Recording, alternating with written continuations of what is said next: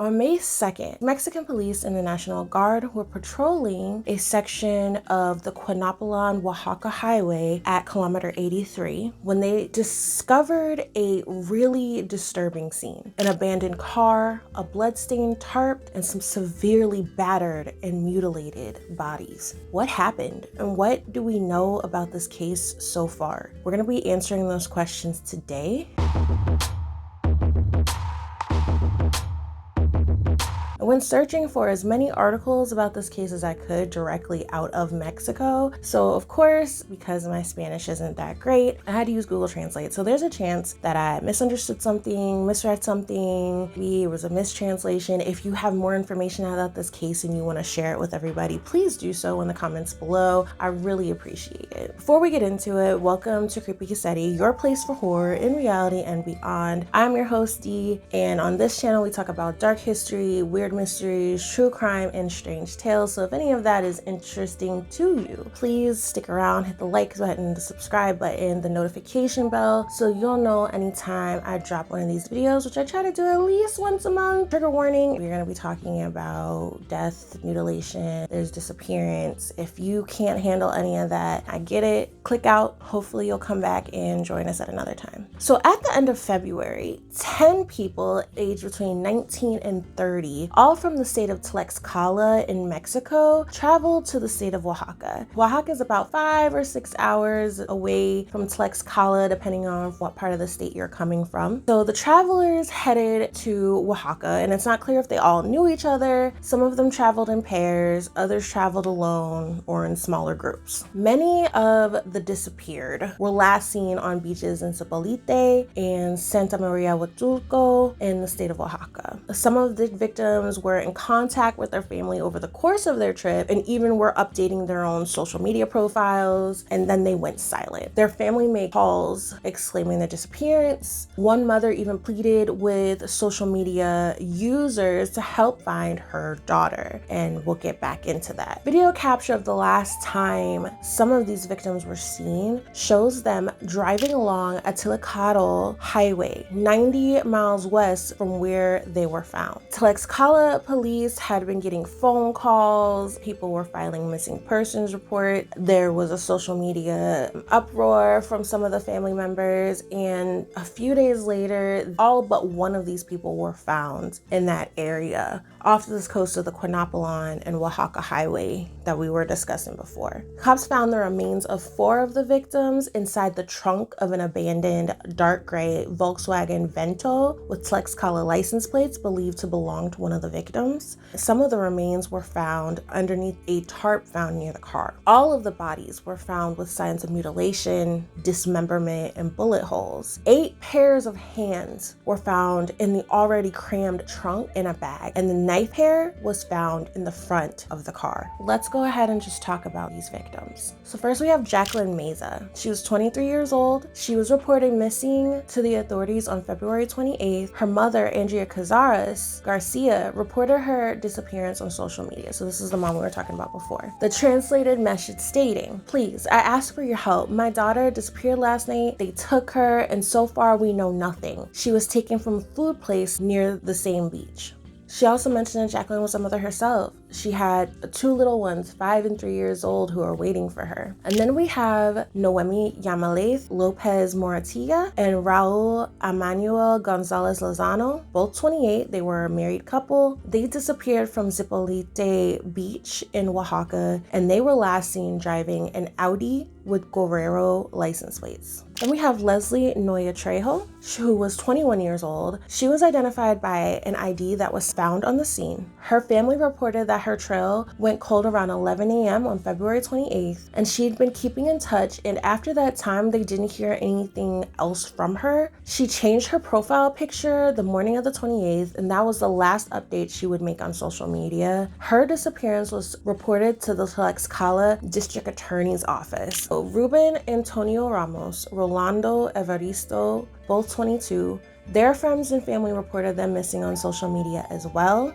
It is unknown where or when they went missing. What we do know is Rolando actually posted a meme around 9 a.m. on February 28th, and that was the last thing that he posted, or the last contact that he had with anyone prior to his disappearance. And I'm lumping these together because these are people that were reported as having gone together to Oaxaca. So then there's Jonathan Uriel and Guillermo Cortez. Unfortunately, I don't have much information on these two gentlemen, aside from finding out that Guillermo's family filed a missing persons report, but authorities didn't make his disappearance public until after he was already dead. Then we have Angie Lizeth, who was 29. She was identified by an ID found at the scene as well. Her and Leslie were the first two victims who were identified because they were able to find IDs at the scene. So she left Tlaxcala with Brenda Mariel on February 27th in a Ford Fiesta. Now, we're gonna come back to Brenda Mariel because she is actually the only survivor. She was reported missing from Santa Maria Huatuco in Oaxaca on February 27th. Angie's husband, Juan Daniel Palma Chamorro, told a source that Huatuco police took both Angie and Brenda from their accommodation at Hospideja Pocha, which we're going to be circling back to this incident as well later in the video, as well as the person associated with the accommodations that they were saying, because that's actually another piece that people are kind of linking to this crime. So then we have Brenda Mariel, the sole survivor. She is 19 years old. She was also reported missing, but she was found alive in Puebla, although they did not disclose the location, which I think is wonderful because obviously we don't want whoever the hell did this to the other people to come looking for her. Her whereabouts were confirmed by the Oaxaca State Attorney General's office. So now we want to talk about what has happened at this point, where we're standing, where the victims currently are. So the families of the deceased, most of the families of the deceased have received their family member back and will be buried in their home state. We know that the Attorney General's office in Puebla is collaborating with the law enforcement in Tlaxcala and Oaxaca in an effort to track down the killers. So there are 3 different states who are working on solving this case. Right now, it's thought to be related to a cartel killing. No suspects have been named publicly, although I did read an article that said that somebody had been brought in for questioning. And other than that, there's no other information there. I tried to really do a good search about this case. I really wanted to be able to bring you more information, but there's just not a lot right now. But I'll keep up with it, and if stuff comes up that we want to circle back on this topic, I'll absolutely do that for you. But there's another more sinister theory. So remember how we talked about how Angela Zeth and Brenda Mariel were picked up by Huatuco police, according to Angela Zeth's husband, right? So Brenda also told a news source that they were picked up, they had an encounter with the police, they stated their rights were violated, they were allegedly beaten, and they were taken somewhere else. Brenda says she was abandoned on just a side street. I mean, I don't know why. I don't know if these were just dirty cops. I don't know if there was a misunderstanding. Were they cops at all? I don't understand exactly what happened here. We don't know who grabbed the other victims. Like, we only know about this one story because we have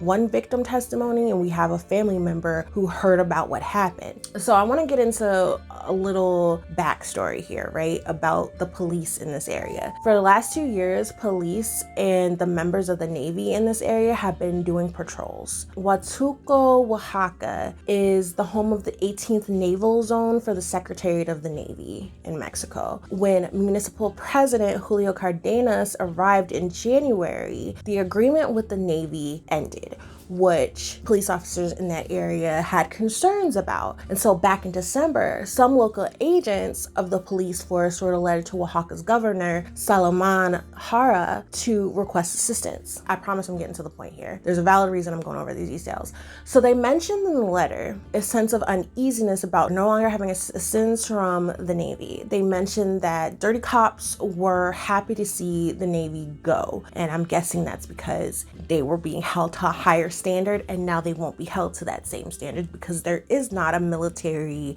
operation holding them to account. So now, after this incident, police involvement is being investigated by Oaxaca's prosecutor's office with assistance from the state security secretariat and the army. They have dismantled 40 unauthorized criminal-related cameras that were running in the city at the time. They are verifying if any of the officers' weapons were fired, if any of the cartridges matches the victim's wounds, and And I want to also note that Huachuco police were previously under investigation back in September 2013 for a series of murders of other young people in the area. So now I want to get into another theory. And before I get into this theory, I absolutely mean no disrespect. I do not necessarily believe that any of the victims had any ties to any crime syndicates whatsoever. These are just what has been popping up in some sources. Now, granted, these sources are coming from the Daily Mail UK. They're notoriously a tabloid newspaper, so you can't believe everything. You have to take this with a grain of salt. But the reason that I'm mentioning it is because it pulls up in multiple news sources. Most of these victims' family members just come out and said, absolutely not, this is not true. So let's just go ahead. So in the days following the gruesome discovery, some images and texts from a WhatsApp group called Los Zacapoltes started circulating the web, radio, and TV. Jose Alfredo Lavariega, also known as El Hocha, which if that name sounds familiar, it's because we talked about his hotel or motel.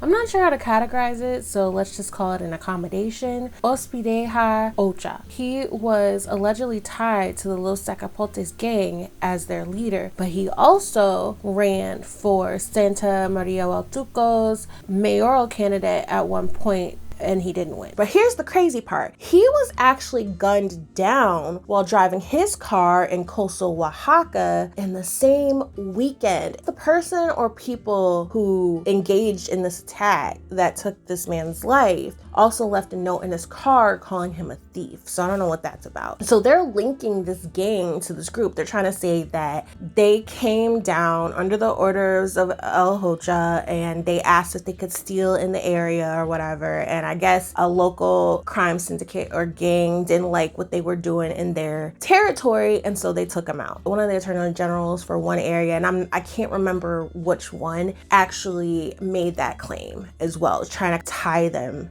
to the situation. But there's no proof other than this group chat that's like tying them in. When one of the sources reviewed the images and the text and stuff like that, they did not find any link between any of the victims' names, their images, anything like that related to this gang or this WhatsApp. Even if they had found anything, like, what's a WhatsApp? How do you verify that any of the information being transmitted between members of this group are even accurate? Now, even though there's really no proof, a lot of media sources have been like speculating, like transmitting this information around. So their family members come out and be like, that's bullcrap. Don't try to pin that on them. And you really shouldn't. They're not here to defend themselves, so why would you even? We should be checking our sources. Make sure that you watch your surroundings, try to stay in the tourist areas, and try to learn the language. At least enough that you can get around. I found out they actually make like AI earbuds now that will translate in real time what somebody is saying in a different language and has like multiple different languages. I suggest those as well because you can keep an earbud, and if anybody's into any shiesty stuff, you might be able to hear it and kind of get yourself out of that zone. So if you have more tips to give people who are traveling outside of whatever country that they live in, because this is definitely not an indictment of Mexico in any way, shape, or form. Every country has problems. Every country has bad people who do bad things. So I don't want you to feel afraid. Always carry a little bit of currency on you. Hide it in a place that if you carry your purse around, find a different way to carry a little bit of extra cash. Don't be flashy. Just be cautious out there, y'all. That's all I have for you today. I love you all very dearly. Please send some love and support for the victims' families below. And I just hope whoever did this to these people are held to the fullest extent of the law. And that's all I have to say. So y'all have a wonderful day, and let me know if you have any questions, and let me know if you have anything you want to add. Take care and peace.